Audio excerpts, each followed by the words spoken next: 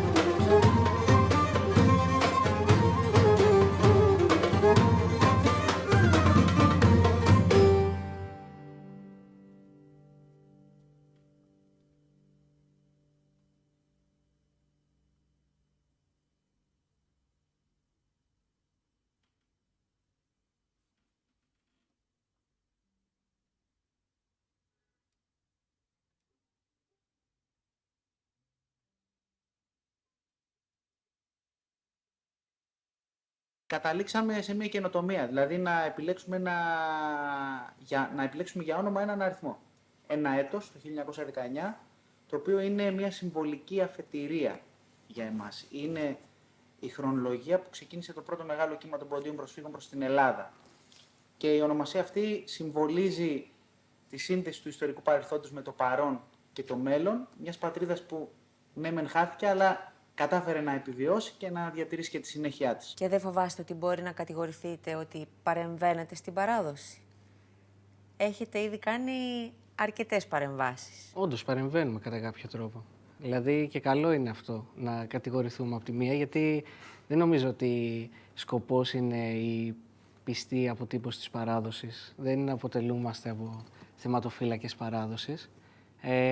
Στόχος είναι να έρθει αυτός ο ήχος της μουσικής παράδοσης του πόντου στο σήμερα, στο πώς το αποτυπώνουν παιδιά που γεννηθήκανε εδώ σε ένα αστικό περιβάλλον της σύγχρονης Ελλάδας ή της Αθήνας συγκεκριμένα, μιας μουσικής παράδοσης που ήταν σε ένα τελείως διαφορετικό χώρο. Οπότε σίγουρα θα υπάρχει διαφορετική αποτύπωση και καλό νομίζω είναι να βγαίνει και ένα προσωπικό στοιχείο σε όλο αυτό. Υπήρχε μια μουσική παράδοση η οποία ξεριζώθηκε και μεταφέρθηκε σκόρπια στον ελλαδικό χώρο. Και αυτόματα αυτό δημιουργεί μια τοπικότητα. Δηλαδή αλλιώς παίζαν οι πόντοι της Μακεδονίας, αλλιώς παίζαν οι πόντοι της Αθήνας, αλλιώς παίζαν οι πόντοι της Θράκης.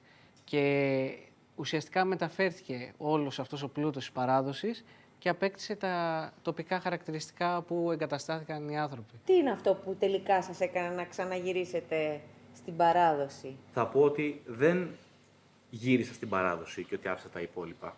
Ακόμα συνεχίζω να μελετάω και να ενδιαφέρομαι για άλλα είδη μουσικής. Τώρα, ας πούμε, είμαι σε ένα στάδιο που μελετάω αράβικα. Τούρκικα. Εμείς λέμε μεταξύ μας ότι η παράδοση είναι σαν τη μάνα μας. Όσο μακριά και να φύγουμε, είναι εκεί και μας περιμένει και πάντα γυρνάμε.